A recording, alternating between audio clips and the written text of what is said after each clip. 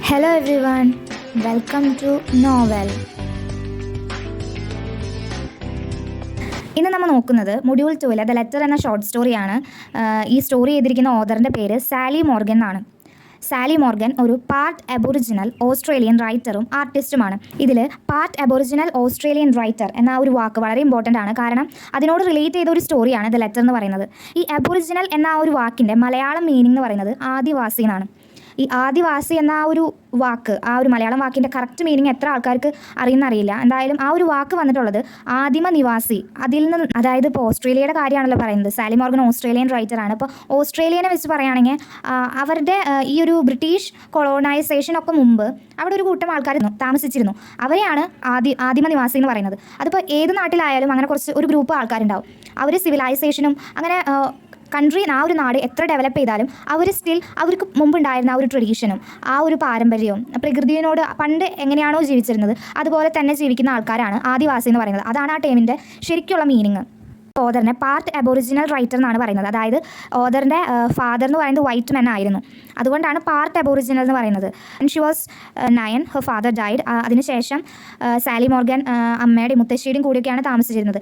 ചെറുപ്പകാലത്ത് ഈ ഒരു ഓഥറിന് അറിഞ്ഞിരുന്നില്ല അവളുടെ ആ ഒരു അബോറിജിനൽ റൂട്ട്സിനെ പറ്റിയൊക്കെ. പിന്നീട് ടീനേജിലാണ് she discovered that her family had part aboriginal ancestry. ശേഷമാണ് ഈ ഓഥർ ആ അബോറിജിനലിനെ കുറിച്ച് സ്റ്റഡി ചെയ്തതും പിന്നെ അത് മാത്രമല്ല മറ്റുള്ള ആൾക്കാരിലേക്ക് ആ ഒരു അബോറിജിനൽ എന്ന ആ ഒരു വാക്ക് അല്ലെങ്കിൽ അതുകൊണ്ട് എന്താണ് ഉദ്ദേശിക്കുന്നത് അവരുടെ ഹിസ്റ്ററി അതൊക്കെ എത്തിക്കാനായിട്ട് ഒത്തിരി ട്രൈ ചെയ്ത ഒരു ഓഥറാണ് Sally Morgan. Sally Morgan 2-3 works പറയുമ്പോൾ അതിലൊന്നാണ് മൈ പ്ലേസ് എന്ന് പറയുന്നത്. അത് അവരുടെ ഓട്ടോബയോഗ്രഫിക്കൽ വർക്കാണ്. പിന്നെ വർക്ക്സ് പറയുമ്പോൾ she has authored or co authored എന്നാണ് പറയുന്നത്. അതായത് ചിലത് ഒറ്റയ്ക്ക് എഴുതിയിട്ടുണ്ടാവും, ചിലത് കോ ഓതർ, 2 ഓതറായിട്ടോ അല്ലെങ്കിൽ വേറെ മറ്റു ഓതറായിട്ട് ചേർന്ന് എഴുതിയിരിക്കുന്നത്. അങ്ങനെയുള്ള സ്റ്റോറീസാണ് I love me, little piggies, this is me. ഈ സ്റ്റോറി ശരിക്കും മനസ്സിലാക്കണമെങ്കിൽ ഇതിൻ്റെ ബാക്ക്ഗ്രൗണ്ട് ഹിസ്റ്ററി ഒക്കെ കറക്റ്റായിട്ട് അറിഞ്ഞിരിക്കണം. അപ്പോൾ അത് സമ്മറിക്ക് ശേഷം വീഡിയോയുടെ ലാസ്റ്റ് പറയാം.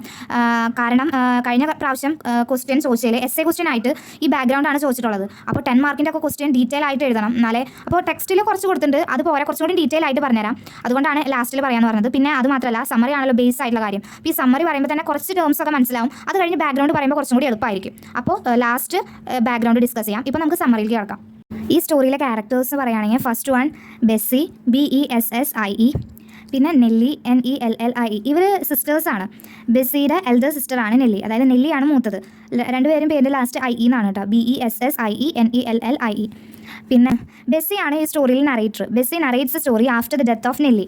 നെല്ലിയുടെ ഡോട്ടർ എലൈൻ, ELAINE. പിന്നെ ഒരു ക്യാരക്ടർ എന്ന് പറയുന്നത് മിസ്റ്റർ നെവിൽ, NEVILLE. അത്രയുള്ള ക്യാരക്ടേഴ്സ്. പിന്നെ ബെസ്സിയുടെ തോട്ട്സിലൂടെയും കോൺവെർസേഷനിലൂടെയൊക്കെയാണ് സ്റ്റോറി പുരോഗമിക്കുന്നത്.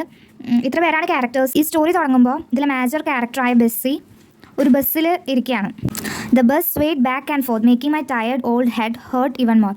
അതായത് ഷീ ഈസ് ഓൾറെഡി ടയേർഡ്, പിന്നെ ഓൾഡും ആണ്. അപ്പോൾ ബസ്സിലിരിക്കുമ്പോൾ ആ ഒരു ബസ്സിൻ്റെ ആ ആട്ടയില്ലേ അതിൽ വീണ്ടും ടയേർഡ് ആവാന്നാണ് പറയുന്നത്. ബസ്സിക്ക് കരയണം എന്നുണ്ട്, പക്ഷേ ബസ്സിലിരുന്നിട്ട് അങ്ങനെ ആരും കരയാറില്ലല്ലോ. അപ്പോൾ അതുകൊണ്ട് ആ കരച്ചിൽ അടക്കി പിടിച്ചിട്ടാണ് ഇരിക്കുന്നത്. അപ്പോൾ അവിടെ മടിയിൽ ഒരു ബിസ്ക്കറ്റിൻ്റെ ടിന്നുണ്ട്. ആ ബിസ്ക്കറ്റിൻ്റെ പേരാണ് അവിടെ സ്കോച്ച് ഷോർട്ട് ബ്രെഡ്സ് എന്ന്. എന്നിട്ട് ആലോചിക്കുകയാണ് ഈ ഒരു ബിസ്ക്കറ്റ് അവിടെ ഫേവറേറ്റ് ആയിരുന്നില്ല. അവിടെ അവൾ എന്ന് പറയുന്നത് സിസ്റ്ററിനെയാണ് പറയുന്നത്, അവിടെ മൂത്ത സിസ്റ്ററായ നെല്ലിനെയാണ് പറയുന്നത്. അത് നെല്ലിയുടെ ഫേവറേറ്റ് ആയിരുന്നില്ല. പക്ഷേ അവൾ ആ ടിന്ന് എടുത്ത് വെച്ചതിന് കാരണം ആ ഒരു ടിന്നിൻ്റെ കളർ അവൾക്ക് ഭയങ്കര ഇഷ്ടമായിരുന്നു. അതുകൊണ്ട് മാത്രമാണ് അവൾ ആ ടിന്ന് എടുത്ത് വെച്ചത്. അപ്പോൾ ബെസ്സി പിന്നെ ആ ഒരു കരച്ചിൽ വരുന്നത് അടക്കി പിടിച്ചിട്ട് ഇങ്ങനെ ആലോചിക്കുകയാണ്. She was gone. ഇവിടെ നെല്ലിനെയാണ് പറയുന്നത്. അവൾ മരിച്ചു കഴിഞ്ഞു. Now I felt old and lonely and very disappointed. അപ്പോൾ അവൾ ഭയങ്കര ഓൾഡും ലോൺലിയും ഡിസപ്പോയിൻറ്റഡ് ഒക്കെ ആയിട്ടാണ് ഫീൽ ചെയ്യുന്നതെന്ന്. അത് കഴിഞ്ഞിട്ട് അവൾ ആ ടിന്ന് തുറന്നിട്ട്, ആ ഒരു റെക്ടാങ്കുലർ ടിന്നാണ്, അതിൻ്റെ ആ ഒരു ലിഡ് അത് തുറന്നിട്ട് അതിൽ എന്തൊക്കെയുള്ളതെന്ന് നോക്കുകയാണ്. അത് ഇമ്പോർട്ടൻ്റ് ആണ്, ചിലപ്പോൾ 2 മാർക്സിന് ചോദിക്കാം. അപ്പോൾ അതിൽ ആ ഒരു ടിന്നിൻ്റെ അകത്ത് കാണുന്ന കാര്യങ്ങളാണ് a thin silvery necklace, some baby photos, her citizenship certificate and the letter. Title പറയുന്ന പോലെ ദ ലെറ്റർ. ഇതൊക്കെയാണ് ആ ഒരു ടിന്നിനകത്തുള്ള ഒരു സിൽവറി നെക്ലേസ് ഉണ്ട്, പിന്നെ കുറച്ച് ബേബി ഫോട്ടോസ്, പിന്നെ നെല്ലിയുടെ സിറ്റിസൺഷിപ്പ് സർട്ടിഫിക്കറ്റ്, പിന്നെ ഒരു ലെറ്ററും. അപ്പോൾ ഈ ലെറ്റർ കണ്ടപ്പോൾ പെട്ടെന്ന് വിളിച്ചിരിച്ചു. കാരണം ഈ ഒരു ലെറ്റർ എഴുതാൻ അവൾക്ക് എത്രമാത്രം ടൈം എടുത്തു എന്നുള്ള ഒരു കാര്യം ആലോചിച്ചപ്പോൾ അത് പെട്ടെന്ന് ആലോചിച്ചപ്പോൾ അവൾക്ക് ചെറിയൊരു ചിരി വന്നു. പിന്നെ ആലോചിക്കുകയാണ് ഈ ഒരു ലെറ്ററിൽ ഓരോ വേർഡ്സിലൂടെ അവൾ വീണ്ടും നോക്കി വീണ്ടും കറക്റ്റ് ചെയ്ത് അങ്ങനെയാണ് ആ ലെറ്റർ എഴുതിയത് Nellie. It was so important to her. പിന്നെ ഇവർ ജോക്ക് ചെയ്ത് തുടങ്ങും. ഞാൻ ഈ ലെറ്റർ അലൈന് കൊണ്ടു കൊടുക്കേണ്ട ആ ഒരു ദിവസത്തെ പറ്റി പറഞ്ഞിട്ട് ഇവർ ജോക്ക് ചെയ്ത് തുടങ്ങും. അതൊക്കെയാണ് അവൾ ആലോചിക്കുന്നത്. I have failed. I told myself as I lifted out the necklace. അതായത് ആ നെക്ലേസ് എടുത്ത് നോക്കുമ്പോൾ അവൾ പറയാണ് ഇത് എലൈൻ്റെ 10th ബർത്ത്ഡേക്ക് അവർ വാങ്ങിയതാണ്. അപ്പോൾ അവർക്ക് അറിയില്ല അത് എവിടേക്കാണ് അയക്കുന്നത്, അതുകൊണ്ട് അവരിങ്ങനെ എടുത്തു വെച്ചതാണ്. പക്ഷേ ഇപ്പോൾ അവർക്കറിയാം എലൈൻ എവിടെയാണ് ജീവിക്കുന്നത്. പക്ഷേ എലൈന് ആ ഒരു ടിന്നോ അതൊന്നും എലൈന് പക്ഷേ വേണ്ട. വീണ്ടും അവൾ ആ നെക്ലേസ് എടുത്ത് വെച്ചപ്പോൾ ഫോട്ടോസ് ഉണ്ട്. അപ്പോൾ ഫോട്ടോ എടുത്ത് നോക്കിയപ്പോൾ ആലോചിക്കുകയാണ്, ഈ ഫോട്ടോ എലൈന് കാണിച്ചു കൊടുത്തു. അപ്പോൾ എലൈൻ പറയാം ആ ഫോട്ടോയിലുള്ളത് അവളല്ല എന്നാണ് പറയുന്നത്. അത് നിങ്ങൾക്ക് എന്തോ ഉണ്ടായ മിസ്റ്റേക്കാണ്, തെറ്റിദ്ധരിച്ച് നിങ്ങൾ വന്നിരിക്കുന്നതാണ്. അത് മാത്രമല്ല ഇനി അവളെ ശല്യപ്പെടുത്തരുത് എന്നാണ് എലൈൻ പറഞ്ഞത്. അപ്പോൾ ഇത് ആദ്യത്തെ പ്രാവശ്യമല്ല ബെസ്സി എലൈനെ കാണാൻ പോകുന്നത്. It was the third time. അതുമാത്രമല്ല it look like it would be the last. അവൾ മൂന്നാമത്തെ പ്രാവശ്യമാണ് എലൈനെ കാണാൻ പോകുന്നത്. മാത്രമല്ല ഇത്രയധികം എലൈൻ പറയാണ്, എലൈൻ്റെ നല്ല വാക്കുകളല്ല കേൾക്കുന്നത്. അപ്പോൾ അവൾ ആലോചിക്കുകയാണ് ഇത് ലാസ്റ്റത്തെ ടൈമും കൂടിയാണ്. അങ്ങനെ ആലോചിക്കുകയാണ്. അങ്ങനെ അവൾ ആ ലെറ്റർ എടുക്കുകയാണ്. അപ്പോൾ ഈ ലെറ്റർ എന്ന് വെച്ചാൽ ഫെയ്ഡഡ് ആൻഡ് വോൺ, അതായത് മങ്ങി കുറേ നാളെ എഴുതിയിട്ട്. അപ്പോൾ ഇത്ര നേരം ബെസ്സിയുടെ തോട്ട്സ് ആണ് ഉണ്ടായിരുന്നത്. അപ്പോൾ ഇനി ഈ ലെറ്റർ വായിക്കുമ്പോൾ ഈ ലെറ്റർ എഴുതിയിരിക്കുന്നത് നെല്ലിയാണ്. അത് അവളുടെ ഡോട്ടറേക്ക് എഴുതിയിരിക്കുന്നതാണ്. അപ്പോൾ നെല്ലിയുടെ പോയിന്റ് ഓഫ് വ്യൂവിലാണ് ആ ലെറ്റർ പറയുന്നത്. To my daughter Elaine. അപ്പോൾ I'm writing in the hope that one day you will read this and understand. അങ്ങനെയാണ് ലെറ്റർ തുടങ്ങുന്നത്. അപ്പോൾ നെല്ലി അവളുടെ ഡോട്ടർക്ക് വേണ്ടി ഒരു ലെറ്റർ എഴുതിയിരിക്കുന്നതാണ്. അതിൽ പറയുന്നത് I suppose you don't want to know me. അതായത് ഞാൻ വിചാരിക്കുന്നത് നിനക്ക് എന്നെക്കുറിച്ച് അറിയാൻ താല്പര്യമില്ലാത്തത് നീ വിചാരിക്കുകയാണ് ഞാനാണ് നിന്നെ ഒറ്റപ്പെടുത്തിയത് അല്ലെങ്കിൽ ഞാനാണ് നിന്നെ ഉപേക്ഷിച്ചത് എന്നൊരു ചിന്ത കൊണ്ടാണ്. പക്ഷെ അത് അങ്ങനെയല്ല. എനിക്ക് നിന്നോട് പറയണം ആ ഒരു സംഭവം എന്തായിരുന്നു. I was only 17 when you were born at the settlement. അതായത് 17 വയസ്സുള്ളപ്പോഴാണ് നെല്ലിക്ക് ഡോട്ടർ ഉണ്ടാവുന്നത്. They all wanted to know who your father was. അതായത് കുട്ടി ജനിച്ചപ്പോൾ എല്ലാവരും ചോദിച്ചു ആരാണ് അച്ഛൻ. പക്ഷേ ഈ നെല്ലി ആരോടും അത് പറഞ്ഞില്ല. കാരണം ആളൊരു വൈറ്റ് മാൻ ആണ്. Of course he was A white man, you was so fair. അതായത് കുട്ടീനെ കണ്ടാൽ അറിയാം ആളൊരു വൈറ്റ് മാൻ. കുട്ടി ഭയങ്കര ഫെയർ ആയിരുന്നു കാണാൻ. ഈ സ്ത്രീ നെല്ലി എന്ന് പറയുന്നത് ബ്ലാക്ക് വുമൺ ആണ്. അപ്പോൾ ആ ആൾക്ക് ഈ കുട്ടീനോടോ അല്ലെങ്കിൽ നെല്ലിനോടോ ഒരു സ്നേഹം ഉണ്ടായിരുന്ന ആളല്ല. അപ്പോൾ ഷീ പ്രോമിസ്ഡ് ഹേർസെൽഫ്. അതായത് നെല്ലി സ്വയം പ്രോമിസ് ചെയ്തു ഈ കുട്ടീനെ പ്രൊട്ടക്റ്റ് ചെയ്യുന്നു. അത് മാത്രമല്ല അവളേക്കാളും നല്ലൊരു ബെറ്റർ ലൈഫ് കൊടുക്കണമെന്ന് നെല്ലിക്ക് ഭയങ്കര ആഗ്രഹം ഉണ്ടായിരുന്നത്. ദേ ടൂക്ക് യു അവേ. നെല്ലിക്ക് 20 വയസ്സുള്ളപ്പോൾ ഈ കുട്ടീനെ എടുത്തു ഇവർ കൊണ്ടുപോയി. അതായത് കുട്ടിക്ക് 3 വയസ്സുള്ളപ്പോൾ. ഇനിയാണ് മിസ്റ്റർ നെവിൽ വരുന്നത്. Mister Neville from the Aborigines protection board said. അതായത് അബോറിജിൻസ് പ്രൊട്ടക്ഷൻ ബോർഡ് എന്ന് പറയുന്നത് the board for the protection of the Aborigines was established by the New South Wales government. അതായത് അബോറിജിൻസ്, ഇപ്പോൾ ആ ടേമിൻ്റെ മീനിങ് പറഞ്ഞല്ലോ. അബോറിജിൻസ് എന്ന് പറയുന്നത് ഈ ഓസ്ട്രേലിയയിൽ ഫസ്റ്റ് ഉണ്ടായ ആ ഒരു ആൾക്കാരാണ്. കോളനൈസേഷൻ വന്നപ്പോൾ ബ്രിട്ടീഷുകാർ പറയുന്നത് അവരെ കൾച്ചർ സുപ്പീരിയർ ആണ് അങ്ങനെ പറഞ്ഞിട്ടാണല്ലോ. അപ്പോൾ അബോറിജിൻസിനെ അടിച്ച് താഴ്ത്താനാണ് ശ്രമിച്ചത്. അപ്പോൾ കുറച്ച് നാൾക്ക് ശേഷം അവിടുത്തെ ഗവൺമെൻറ് കൊണ്ടുവന്ന ഒരു ബോർഡാണ്, അതായത് ഒരു നിയമമാണ്. അതായത് അബോറിജിൻസ് ഇങ്ങനത്തെ കുട്ടികളെ കണ്ട അവിടെയുള്ള ആൾക്കാരുടെ കുട്ടികളെ കണ്ട ആ കുട്ടികളെ ഏത് നിമിഷവും എവിടേക്ക് മാറ്റാനുമുള്ള ഒരു അധികാരമാണ് ഈ ഒരു ബോർഡിനുള്ളത്. Aborigines Protection Act gave the Aborigines Protection Board the power to remove any indigenous child from his or her family and community at any time and for any reason. അതായത് ഈ കുട്ടീനെ ഏത് നിമിഷവും മാറ്റാനായിട്ട് അങ്ങനെ ഒരു നിയമം അവിടെ നടപ്പിലാക്കാണ്. അപ്പോൾ ആ അബോറിജിൻസ് പ്രൊട്ടക്ഷൻ ബോഡിയിൽ നിന്ന് ഉള്ള മിസ്റ്റർ നെവിൽ എന്ന് പറഞ്ഞ ആൾ പറഞ്ഞു ഈ കുട്ടീനെ എടുത്തുകൊണ്ട് പോകണം. അത് ആ കുട്ടിക്ക് ചെയ്യുന്ന ഏറ്റവും നല്ല കാര്യമായിട്ടാണ് അയാൾ പറയുന്നത്. അത് മാത്രമല്ല പറയുന്നത്, ആൾ പറഞ്ഞു ബ്ലാക്ക് മദേഴ്സ് ലൈക്ക് മീ, എന്നെ പോലെയുള്ള അതായത് നെല്ലിനെ പോലെയുള്ള ബ്ലാക്ക് മദേഴ്സിന് ഇതുപോലത്തെ കുട്ടികളെ കീപ്പ് ചെയ്യാനുള്ള അവകാശമില്ല. അപ്പോൾ ഈ ഒരു അമ്മയ്ക്ക് ഈ കുട്ടീനെ വിട്ടുകൊടുക്കാമെന്നല്ലാണ്ട് വേറൊരു ചോയ്സ് ഉണ്ടായിരുന്നില്ല. കാരണം ദാറ്റ് വാസ് ദ ലോ. അപ്പോൾ നെല്ലി പിന്നെ പറയാണ് I started looking for you when I was 30. 30 വയസ്സായപ്പോൾ ഞാൻ നിന്നെ അന്വേഷിക്കാൻ തുടങ്ങി. ആരും പറഞ്ഞില്ല നീ എവിടെയാണെന്ന്. അത് it was all a big secret എന്നാണ് പറയുന്നത്.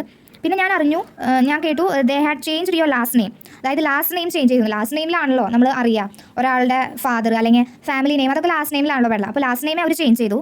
But I didn't know what your new name. പുതിയ പേരെന്താന്ന് അമ്മയുടെ അടുത്ത് പറഞ്ഞു കൊടുത്തില്ല. അപ്പോൾ നെല്ലി പോയിട്ട് I went and saw Mister നെവിലിനെ കണ്ടിട്ട് ആളോട് പറഞ്ഞു എനിക്ക് കാണണമെന്ന്, എനിക്ക് എൻ്റെ കുട്ടീനെ കാണണം. പക്ഷേ പിന്നീട് അറിഞ്ഞു ഒരു വൈറ്റ് ഫാമിലി ഈ കുട്ടീനെ അഡോപ്റ്റ് ചെയ്തു എന്ന്. അതായത് എലൈൻ സ്വയം വിശ്വസിച്ചിരിക്കുന്നത് ആ കുട്ടി വൈറ്റ് ആണെന്നാണ്. മിസ്റ്റർ നെവിലും പറഞ്ഞു ഈ കുട്ടീനെ നിങ്ങൾ തേടി പിടിച്ച് കണ്ടെത്തുന്നതിലൂടെ ഈ കുട്ടീനെ നിങ്ങൾ വേദനിപ്പിക്കാനാണ് ശ്രമിക്കുന്നതെന്ന്. ഇതൊക്കെ കേട്ടപ്പോൾ കുറേ നാളത്തേക്ക് ഫോർ എ ലോങ് ടൈം ഞാൻ നിന്നെ മറക്കാൻ ശ്രമിച്ചു. പക്ഷേ എങ്ങനെയാണ് ഒരാൾക്ക് സ്വന്തം കുട്ടീനെ മറക്കാൻ കഴിയുക? പലപ്പോഴൊക്കെ ആ ഒരു ബേബി ഫോട്ടോ എടുത്തിട്ട് കിസ് ചെയ്യാറുണ്ട് ഞാൻ. ഐ പ്രേ ദാറ്റ് സംഭവം, ഞാൻ പ്രാർത്ഥിക്കാറുണ്ട് നിനക്ക് എന്തെങ്കിലും ഒരു ദിവസം അറിയണമെന്ന്, ഇങ്ങനെ ഒരു അമ്മ നിന്നെ സ്നേഹിച്ചിരുന്ന ഒരു അമ്മ ഉണ്ടായിരുന്നു എന്ന് അറിയണമെന്ന് പ്രാർത്ഥിക്കാറുണ്ട്.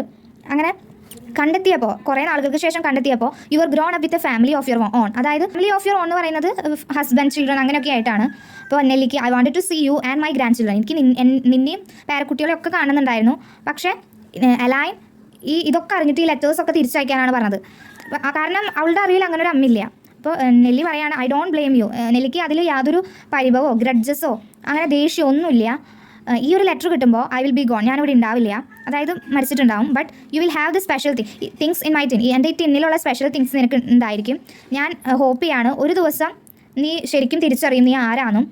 And you will make friends with our people. അതായത് നമ്മുടെ ആൾക്കാരുടെ കൂടെ നീ ഫ്രണ്ട്സ് ആവും. കാരണം ഇറ്റ്സ് വേർ യു ബിലോങ്. നീ അവിടെയാണ് ശരിക്കും വളരേണ്ടത്. അത് മാത്രമല്ല ഈ ലെറ്റർ തരുന്ന ആളോട് പ്ലീസ് ബി കൈൻഡ്, കാരണം she's your own aunty from your loving mother. അങ്ങനെയാണ് ലെറ്റർ എൻ്റെ. ഈ ലെറ്റർ വായിക്കുന്നത് ബെസ്സിയാണ്. ബെസ്സി ആ ലെറ്റർ നോക്കിയിരുന്ന് വായിച്ചിട്ട് അതിന് ശേഷം അവൾ അത് ഫോൾഡ് ചെയ്തു, എന്നിട്ട് ആ ടിന്നിൽ വെച്ചു. അതിന് ആ ഒരു ലെറ്ററിന് ഒരു യൂസ് ഉണ്ടായില്ല. ഇപ്പോൾ അവൾ ട്രൈ ചെയ്തു, പക്ഷെ ഒരു യൂസ് ഉണ്ടായിരുന്നില്ല. പിന്നെ ബെസ്സി ആലോചിക്കുന്നതാണ്, നെല്ലി എന്ന് പറയുന്നത് അവരുടെ ഫാമിലിയിലെ ഏറ്റവും സ്ട്രോങ് വണ്ണായിരുന്നു. അവൾ ഒരിക്കലും ഒരു കാര്യത്തിലും ഗിവ് അപ്പ് ചെയ്തോടുന്നില്ല. അവൾ എപ്പോഴും ബിലീവ് ചെയ്തോടുന്നു ഒരു ദിവസം എലൈൻ വീട്ടിലേക്ക് തന്നെ തിരിച്ചു വരുന്നു. അങ്ങനെ അവൾ ആ ടിന്ന് അടച്ചു വെച്ചു. അതിനുശേഷം ആ ബസ്സിലാണല്ലോ ഇരിക്കുന്നത്, അപ്പോൾ വിൻഡോയിലൂടെ നോക്കുകയാണ് റോഡിലേക്ക്. എന്നിട്ട് ആലോചിക്കുക, നെല്ലി ഇപ്പോൾ ജീവനോടെ ഇല്ലാത്തത് നല്ല കാര്യമാണ്, കാരണം ഇപ്പോൾ എന്തൊക്കെയാണ് നടന്നതെന്ന് അവൾ അറിഞ്ഞില്ലല്ലോ, അത് ഭാഗ്യം. പെട്ടെന്ന് അവളുടെ ചെവിയിൽ ആരോ അങ്ങനെ വിസ്പർ ചെയ്യണം പോലെ തോന്നി. You always give up too easy. അതായത് നെല്ലി ഇങ്ങനെ വിസ്പർ ചെയ്യണ പോലെ അവൾക്ക് തോന്നി. Do not, I said quietly. അപ്പോൾ ഇവിടെ ആലോചിക്കുകയാണ് എന്താ ചെയ്യേണ്ടതെന്ന് അറിയുന്നില്ല ബെസ്സിക്ക്. നെല്ലി പറയുന്നതൊക്കെ കറക്റ്റായിരുന്നു. ആ കുട്ടി എന്ന് പറയുന്നത് was our own flesh and blood, ഞങ്ങളുടെ രക്തവും മാംസവുമാണ്, കാരണം ഞങ്ങളുടെ കമ്മ്യൂണിറ്റിയിൽ ഉള്ള ഒരു കുട്ടിയാണത്. പക്ഷേ ഇങ്ങനെ എത്ര പെട്ടെന്ന് എനിക്ക് ഗിവ് അപ്പ് ചെയ്യാൻ പറ്റില്ല. എന്നിട്ട് അവൾ വീണ്ടും ട്രൈ ചെയ്യാൻ ആ ഒരു ഇതിലേക്ക് എത്തിച്ചേരാണ്. ഒരു ലാസ്റ്റ് ട്രൈ എന്ന് പറഞ്ഞിട്ട് ആലോചിക്കുകയാണ്, ഒരു പുതിയ എൻവലപ്പ് വാങ്ങി ഞാൻ അത് മെയിൽ ചെയ്യാം അവൾക്ക്, അവൾ എങ്ങാനും വായിച്ചാലോ എന്ന് വെച്ച് ഇരിക്കുകയാണ്. പിന്നെ ഇനി 2 മാസത്തിന് ശേഷമുള്ള കാര്യമാണ് പറയുന്നത്. ഇവൾ മുറ്റത്ത് നിൽക്കുകയാണ്, അപ്പോൾ ഫോൺ റിങ് ചെയ്യാണ്. അപ്പോൾ ഇവൾ വയസ്സായി, അപ്പോൾ അവൾക്ക് അറിയാം അവൾ നടന്നെത്തുമ്പോഴേക്കും ചിലപ്പോൾ കട്ടാവും. പക്ഷേ അവൾ റിസീവർ എടുത്തു. അപ്പോൾ അവിടെ നിന്ന് ചോദിക്കുകയാണ്, ആൻറ്റി ബെസ്സി. അപ്പോൾ whose this, I asked in surprise. It's A-line. A-line, I couldn't believe it. A-line ആണ് സംസാരിക്കുന്നത്. ഇറ്റ് ബീൻ 2 months, 2 മാസമായി അവൾ ഈ ലെറ്റർ മെയിൽ ചെയ്തിട്ട്. അപ്പോൾ പിന്നെ ഇവർ തമ്മിലുള്ള കോൺവെർസേഷൻ ആണ്. Is it really you Elaine? Yes, it's me. I want to talk to you. Can I come and see you? Oh yes, any time. I will be there tomorrow and aunty take care of yourself. ഇത് കഴിഞ്ഞപ്പോൾ phone വെക്കുകയാണ്. അപ്പോൾ ഇത്ര പറഞ്ഞോളൂ. അത് കഴിഞ്ഞിട്ട് Bessy ആലോചിക്കുകയാണ്, ഞാൻ കേട്ടത് ശരിക്കും സത്യമാണോ? അവൾ ശരിക്കും പറഞ്ഞു ലാസ്റ്റത്തെ ആ ഒരു sentence, take care of yourself aunty, ആ ഒരു വാക്ക് വീണ്ടും വീണ്ടും ആലോചിക്കുകയാണ്. എന്നിട്ട് കരച്ചിൽ വരാണ്. അപ്പോൾ കരച്ചിൽ ഇറക്കി പിടിക്കാൻ നോക്കുകയാണ്. എന്നിട്ട് ആലോചിക്കുക, well Y shouldn't I cry? ഇപ്പോൾ ഞാൻ എന്തിനാണ് കരയാണ്ടിരിക്കുന്നത്? ഞാൻ ബസ്സിലല്ലോ, എനിക്ക് കരയാം, അപ്പോൾ ആരും കാണില്ല. ആ എംപ്റ്റി റൂമിൽ അവൾ ഉറക്കെ പറയാണ്, sister did you hear all that? Elaine will be here tomorrow. അതായത് നെല്ലിനോടായിട്ട് അതുപോലെ ഉറക്കെ പറയാണ്, did you hear that sister? Elaine's coming home. Next നമുക്ക് ലാസ്റ്റ് ഇയർ ഈ ചാപ്റ്ററിൽ നിന്ന് ചോദിച്ച ക്വസ്റ്റ്യൻ പേപ്പർ ഡിസ്കസ് ചെയ്യാം. ഈ ചാപ്റ്ററിൽ നിന്ന് ചോദിച്ചിട്ടുള്ള ക്വസ്റ്റ്യൻ 3 മാർക്സിൻ്റെ സെക്ഷനിലാണ്. Why did Nellie take a lot of time to write the letter? അതായത് നെല്ലി ഇത്ര ടൈം എന്തുകൊണ്ടാണ് ഈ ലെറ്റർ എഴുതാൻ ഒത്തിരി ടൈം എടുത്തത്? Nellie take a lot of time to write the letter because it was that much precious to her. She had gone over each and every word over and over again while writing this letter. അതായത് നെല്ലിക്ക് ഈ letter അത്രയ്ക്കും precious ആയിരുന്നു, അതുകൊണ്ടാണ് ഇത്രയധികം time എടുത്തത്. അത് മാത്രമല്ല, എഴുതി കഴിഞ്ഞതിന് ശേഷം വീണ്ടും വീണ്ടും ആ ഓരോ വാക്കും വീണ്ടും വീണ്ടും വായിച്ച് പരിശോധിച്ച് അങ്ങനെ, അതുകൊണ്ടാണ് ഒത്തിരി ടൈം എടുത്തത്. നെക്സ്റ്റ് എന്ന് പറയുന്നത് 10 മാർക്കിൻ്റെ എസ് എ ക്വസ്റ്റ്യനിൽ ഫസ്റ്റത്തെ ക്വസ്റ്റ്യൻ ഈ ചാപ്റ്ററിൽ നിന്നാണ്. Sally Morgan's heart wrenching story the letter sheds light on one of the darkest chapters of Australian history. Explain. ഇതിൻ്റെ ആൻസർ ടെക്സ്റ്റിൽ ഒരു പാരഗ്രാഫ് തന്നിട്ടുണ്ട്, അപ്പോൾ അത് ഫസ്റ്റ് വായിക്കാം. ഒരു പാരഗ്രാഫിൽ ഒത്തിരി ടേംസ് അറിയാത്തതുണ്ട്, അതിന് കുറച്ചുകൂടി നമുക്ക് എക്സ്പ്ലെയിൻ ചെയ്ത് എഴുതാൻ പറ്റും. ഇത് വായിക്കുന്നതിൻ്റെ ഒപ്പം ഡീറ്റെയിൽ ആയിട്ട് എക്സ്പ്ലെയിൻ ചെയ്തുതരാം. Sally Morgan's heart-wrenching story, The Letter, sheds light on one of the darkest chapters of Australian history. From the beginning of the 20th century to the 1970s, many Aboriginal and Torres Strait Islander children were systematically removed from their families and communities. Australian culture എന്ന് പറഞ്ഞാൽ worlds oldest living culture എന്നാണ് പറയുന്നത്. അതായത് അത്രയും oldest ആയിട്ടുള്ള ഒരു കൾച്ചറാണ് ഓസ്ട്രേലിയയുടെ. ഒരു കൺട്രിയുടെ നേറ്റീവ് എന്ന് പറയുന്നത് ഏറ്റവും ഫസ്റ്റ് തൊട്ടേ ആ ഒരു കൺട്രിയിൽ ജീവിച്ചിരുന്ന ആൾക്കാരാണ്. അങ്ങനെയുള്ള ഓസ്ട്രേലിയൻസ്, അതായത് ഫസ്റ്റ് തൊട്ടേ ഓസ്ട്രേലിയയിലുള്ള ആൾക്കാരെ പറയുന്ന പേരാണ് ഇൻഡിജിനസ് ഓസ്ട്രേലിയൻസ്. ഓസ്ട്രേലിയയിൽ ബ്രിട്ടീഷ് കോളനൈസേഷന് ശേഷമാണ് ആ ഒരു കൾച്ചറും മറ്റ് പീപ്പിളൊക്കെ വന്നു തുടങ്ങിയത്. അപ്പോൾ ഇൻഡിജിനസ് ഓസ്ട്രേലിയൻസ് എന്ന് പറഞ്ഞാൽ people with familiar heritage and membership in the ethnic groups are lived in areas within the Australian continent before British colonisation. British കോളനൈസേഷന് മുമ്പ് ഓസ്ട്രേലിയൻ കോണ്ടിനെൻറ്റിൽ താമസിച്ചിരുന്ന ആ ഒരു ഗ്രൂപ്പ് ഓഫ് പീപ്പിളിനെയാണ് ഇൻഡിജിനസ് ഓസ്ട്രേലിയൻസ് എന്ന് പറയുന്നത്. ഇൻഡിജിനസ് ഓസ്ട്രേലിയൻസിനെ 2 ആയിട്ട് ഡിവൈഡ് ചെയ്തിട്ടുണ്ട്. അതാണ് അബോറിജിനൽസും ടോറസ് സ്ട്രേറ്റ് ഐലാൻഡർ പീപ്പിൾസും. Aboriginal refers to the original peoples of mainland Australia. Torres Strait Islander refers to the original peoples of the 274 islands north of Australia in the Torres Strait. ഈ അബോറിജിനലും Taurus straight ഐലാൻഡറും കൂടി അവർ രണ്ടുപേരും ഒരുമിച്ചാണ് indigenous Australians എന്ന് പറയുന്നത്. Aboriginal എന്ന് പറഞ്ഞ ആ ഒരു ഗ്രൂപ്പ് റെഫർ ചെയ്യുന്നത് ഓസ്ട്രേലിയൻ മെയിൻലാൻഡിൽ താമസിക്കുന്ന ഒറിജിനൽ പീപ്പിളിനെയാണ് പറയുന്നത്. ഇനി ടോറസ് സ്ട്രേറ്റ് ഐലാൻഡ് എന്ന് പറഞ്ഞാൽ ഇത് 274 ഐലാൻഡ്സിൽ താമസിച്ചിരുന്ന ആൾക്കാർ ഒരുമിച്ച് ആ ഒരു കൂട്ടത്തെ ഒരുമിച്ച് പറയുന്നതാണ് ടോറസ് സ്ട്രേറ്റ് ഐലാൻഡർ പീപ്പിൾ. ഈ 2 ടേംസിന് പകരം, അതായത് അബോറിജിനലും ടോറസ് സ്ട്രേറ്റ് ഐലാൻഡർ പീപ്പിളിനെയും ഒരുമിച്ച് പകരം യൂസ് ചെയ്യുന്ന ടേംസാണ് First Nations of Australia or First Peoples of Australia അല്ലെങ്കിൽ ഫസ്റ്റ് ഓസ്ട്രേലിയൻ. ബ്രിട്ടീഷ് കോളനൈസേഷൻ ഉണ്ടാവുന്നത് 1788 to 1890 ആണ്. അതായത് ഈ ബ്രിട്ടീഷുകാർ വരുന്നേക്കാൾ മുമ്പ് ഇതുപോലെ ഇൻഡിജിനസ് ഓസ്ട്രേലിയൻസ് ആയിരുന്നു ഓസ്ട്രേലിയയിൽ ഉണ്ടായിരുന്നത്. കോളനൈസേഷൻ മുമ്പ് more than 500 first nation groups ഓസ്ട്രേലിയയിൽ ഉണ്ടായിരുന്നു. പക്ഷേ after colonisation modern Australia came in to being. അതുമാത്രമല്ല ഈ ബ്രിട്ടീഷുകാർ ബ്രിട്ടീഷ് കോൺവിക്സിൻ്റെ ട്രാൻസ്പോർട്ടേഷനും ഓസ്ട്രേലിയനെ യൂസ് ചെയ്തു. അതായത് ബ്രിട്ടീഷിൽ ഉള്ള കുറ്റം ചെയ്ത് ജയിലിൽ ഇട്ടിരുന്ന ആൾക്കാരെ അതിന് പകരം ഓസ്ട്രേലിയൻ ജയിലിൽ അവരെ പാർപ്പിക്കാനായിട്ട് ബ്രിട്ടീഷുകാർ ഏതൊരു കൺട്രീനെ കോൺക്വർ ചെയ്താലും അവിടുത്തെ ആൾക്കാരെ അടിച്ചമർത്താൻ ശ്രമിച്ചിരുന്നു. അപ്പോൾ അതുപോലെ ഈ ഓസ്ട്രേലിയൻസിനെയും അടിച്ചമർത്താൻ ഓസ്ട്രേലിയൻസ് നല്ല രീതിയിൽ റെസിസ്റ്റ് ചെയ്തോളണം. അപ്പോൾ ഒരു കണ്ടുപിടിച്ച മാർഗ്ഗമാണ് അഡൽസിനെ നമ്മൾ മാറ്റാനും അല്ലെങ്കിൽ അവരുടെ കൾച്ചറിലേക്ക് കൊണ്ടുവരാൻ കുറച്ച് പാടാണ്. പക്ഷേ കുട്ടികളെന്ന് വെച്ചാൽ അവർ ഭയങ്കര എളുപ്പത്തിൽ നമുക്ക് മാനിപ്പുലേറ്റ് ചെയ്യാം. അതുകൊണ്ട് അവർ കൊണ്ടുവന്ന ഒരു ലോ ആണ് ഈ ഒരു ചാപ്റ്ററിൽ മെയിനായിട്ട് പറയുന്നത്. Original and Torres Strait Islander children were systematically removed from their families and communities by Australian federal and state government agencies and church missions in order to assimilate them into white society and culture. Assimilate എന്ന് പറഞ്ഞാൽ കൂട്ടിച്ചേർക്കുക. അതായത് Australian federal state government ഏജൻസീസും church മിഷൻസും ഇവരിലൂടെ ഒക്കെ ബ്രിട്ടീഷുകാർ കൊണ്ടുവന്ന ഒരു നിയമമാണ് ഇത്. Assimilation Policy എന്ന് പറയുന്നത് it was based on the idea that immigrants should adopt the language customs and values of the national majorities and abandon their own cultural heritage. അതായത് ഇമിഗ്രൻസ് എന്ന് ഉദ്ദേശിക്കുന്നത് അവിടുത്തെ നേറ്റീവ് പീപ്പിളിനെയാണ്. അവർ നാഷണൽ മെജോറിറ്റി, അതായത് മെജോറിറ്റിയോട് ഉദ്ദേശിക്കുന്നത് ബ്രിട്ടീഷുകാരെയാണ്. National മെജോറിറ്റിയുടെ ലാംഗ്വേജും കസ്റ്റംസും വാല്യൂസും adopt ചെയ്യണം. And abandon their own cultural heritage. അവരുടെ cultural ആ ഒരു പാരമ്പര്യത്തിനൊക്കെ മറന്ന് നാഷണലിൽ മെജോറിറ്റി ആയി നിൽക്കുന്ന ആൾക്കാരുടെ ലാംഗ്വേജും കസ്റ്റംസും ഒക്കെ അഡോപ്റ്റ് ചെയ്യണം എന്ന് സ്ട്രിക്റ്റ് ആയി കൊണ്ടുവന്ന ഒരു പോളിസിയാണ് അസിമിലേഷൻ പോളിസി, അതായത് കൂട്ടിച്ചേർക്കൽ നയം. 1860 ഫസ്റ്റ് ക്വീൻ വിക്ടോറിയാണ് ഇങ്ങനെ ഒരു ലോ കൊണ്ടുവന്നത്. അതായത് ഇൻഡിജിനസ് ചിൽഡ്രൻ അല്ലെങ്കിൽ അബോറിജിനൽ ചിൽഡ്രനെ ഫാമിലീസിൽ നിന്ന് റിമൂവ് ചെയ്യാനുള്ള ആ ഒരു ലോ കൊണ്ടുവന്നത് ക്വീൻ വിക്ടോറിയാണ്. പിന്നെ അതിനുശേഷം ഫെഡറൽ ഗവൺമെൻറ്റും സ്റ്റേറ്റും അങ്ങനത്തെ അതോറിറ്റീസൊക്കെ ഈ ലോ അഡോപ്റ്റ് ചെയ്തു. അപ്പോൾ പോലീസിനും പിന്നെ മറ്റ് ഇൻസ്റ്റിറ്റ്യൂഷനും സ്റ്റേറ്റ് പവർ കൊടുക്കുകയാണ്. അതായത് ഇൻഡിജിനസ് ചൈൽഡിനെ കണ്ടാൽ എപ്പോൾ വേണമെങ്കിലും റിമൂവ് ചെയ്യാനുള്ള ആ ഒരു പവർ. അതായത് കുറേ കുട്ടികൾ സ്കൂളിൽ നിന്ന് വരുന്ന കുട്ടികൾ അങ്ങനെ എപ്പോൾ എങ്ങനെ അങ്ങനെയൊന്നുമില്ല. ഇൻഡിജിനസ് ചൈൽഡിനെ കണ്ടാൽ അപ്പോൾ റിമൂവ് ചെയ്യാൻ government policy targeted Aboriginal children and children of mixed descent because children are considered more adaptable to white society than adults. അതായത് ഗവൺമെൻറ് പോളിസി മെയിനായിട്ട് ടാർഗറ്റ് ചെയ്ത് കൊടുക്കുന്നത് അബോറിജിനൽ ചിൽഡ്രനെയും ചിൽഡ്രൻ ഓഫ് മിക്സ്ഡ് ഡീസെന്റ് എന്ന് പറഞ്ഞാൽ അപ്പോൾ വൈറ്റിനും ആ ഒരു ബ്ലാക്കിനും കൂടി ഉണ്ടായ ചിൽഡ്രൻ അതാണ് ഉദ്ദേശിക്കുന്നത്.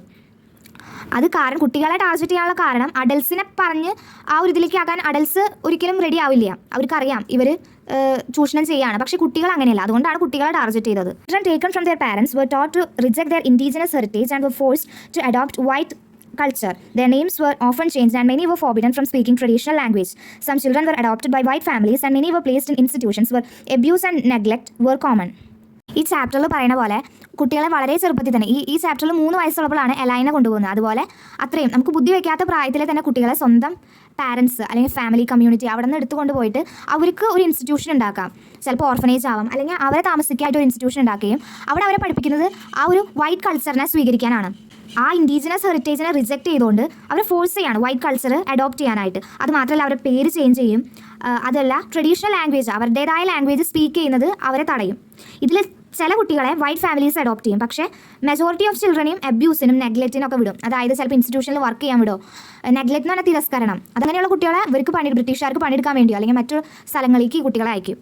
Practice of separating children from their families broke important cultural, spiritual and family ties and had left a lasting and intergenerational impact on the lives and well-being of Aboriginal and Torres Strait Islander people. Through the process of forced assimilation, the Australian government attempted to end the Aboriginal culture within a short period of time to get rid of the Aboriginal problem. കുട്ടികൾ എന്ന് പറയുന്നത് ഒരു next ജനറേഷനാണ്. ഇതുപോലെ ഇങ്ങനെ കുട്ടികളെ കാണുമ്പോൾ ഈ കുട്ടികളെ റിമൂവ് ചെയ്യുന്നതിലൂടെ ആ ഒരു അബോറിജിനൽ പ്രോബ്ലം എന്നുള്ളൊരു വലിയൊരു പ്രശ്നം, അതായത് അബോറിജിനൽസ് ആണ് ഇവർക്ക് എതിരാവുന്നത്. കുട്ടികളുണ്ടാകുമ്പോൾ അച്ഛനമ്മയും വീണ്ടും ഇവർക്ക് പറഞ്ഞു കൊടുക്കുകയാണ് ഹിസ്റ്ററി, എങ്ങനെയാണ് നമ്മളിങ്ങനെ ജീവിക്കേണ്ടി വന്നത്, ഇതൊക്കെ പറഞ്ഞ് കുട്ടികളെ വീണ്ടും അവർക്ക് എതിരെ വർക്ക് ചെയ്യാൻ റെഡിയാക്കുകയാണ്. പക്ഷേ ആ ഒരു ഇതിനെ തന്നെ മുളയിൽ നിന്ന് നുള്ളിയെടുക്കുന്ന പോലെ മറ്റൊരു ജനറേഷൻ ഇവരെ റെസിസ്റ്റ് ചെയ്യാൻ ഉണ്ടാവാതിരിക്കാനായിട്ട് ഈ കുട്ടികൾക്ക് ഓർമ്മ വരാത്ത പ്രായത്തിൽ തന്നെ കുട്ടികളെ കൊണ്ടുപോകുന്ന ഒരു പരിപാടിയാണ് അവിടെ ചെയ്തു കൊടുക്കുന്നത്. കുട്ടികളെ ഫാമിലീസിൽ നിന്ന് മാറ്റുന്നതിലൂടെ കൾച്ചറൽ, സ്പിരിച്വൽ അല്ലെങ്കിൽ ഫാമിലി അങ്ങനത്തെയൊക്കെ ആ ഒരു ജനറേഷന് തന്നെ അവർ മുറിച്ച് മാറ്റാണ് അവിടുന്ന് ചെയ്തത്. ഈ ഒരു അസിമിലേഷൻ എന്നുള്ള പ്രോസസ്സിലൂടെ അബോറിജിനൽ പ്രോബ്ലത്തെ വളരെ ചെറിയ ടൈമിലൂടെ ഇവർ എൻഡ് ചെയ്യാൻ നോക്കി. In 1981, Australian historian professor Peter Reid coined the term stolen generation to refer to those Australian Aboriginal and Torres Strait Islander people who were taken from their families and communities as children. അതായത് Australian historian ആയ professor Peter read ഒരു stolen generations എന്നുള്ള ഒരു term coin ചെയ്തു. ഈ ഇതുപോലെ അബോറിജിനലും Taurus Strait ഐലാൻഡർ children ആ ഒരു കുട്ടികളെ ഉദ്ദേശിച്ചുകൊണ്ടാണ് ഈ ടേംസ്. എസ് എ ക്വസ്റ്റ്യൻ ആയിട്ട് സ്റ്റോളൻ ജനറേഷൻ എന്നും ചോദിക്കാം. അപ്പോഴും എഴുതേണ്ടത് ഇതേ കാര്യം തന്നെയാണ്. സ്റ്റോളൻ ജനറേഷൻസ് പറയുന്നത് ഇങ്ങനെ എടുത്തുകൊണ്ടുപോയ ആ കുട്ടികളെയാണ് ഉദ്ദേശിക്കുന്നത്. ഇപ്പോൾ കറൻ്റ്ലി ഓസ്ട്രേലിയയിൽ 17,000 സ്റ്റോളൻ ജനറേഷൻ സർവൈവേഴ്സ് ഉണ്ടെന്നാണ് പറഞ്ഞത്. വെസ്റ്റേൺ ഓസ്ട്രേലിയയിലെ half of the population Aboriginal link ഉള്ളവരാണെന്നാണ് പറയുന്നത്. അതുപോലെ സ്റ്റോറിയിൽ എലൈനെ തിരിച്ചറിയുന്നുണ്ട് കുട്ടിയാണെന്ന് വേണ്ട. പക്ഷേ ഒത്തിരി പാരൻസിന് അറിയാതെ വൈറ്റ് ഫാമിലിയിൽ ജീവിക്കുന്ന ഒത്തിരി കുട്ടികളുണ്ട്. അങ്ങനെ വെസ്റ്റേൺ ഓസ്ട്രേലിയയിൽ half of the population Aboriginal link ഉള്ളവരാണെന്നാണ് പറയുന്നത്. ഈ 2 ക്വസ്റ്റ്യൻസ് മാത്രമേ ഈ ചാപ്റ്ററിൽ നിന്ന് ചോദിച്ചിട്ടുള്ളൂ.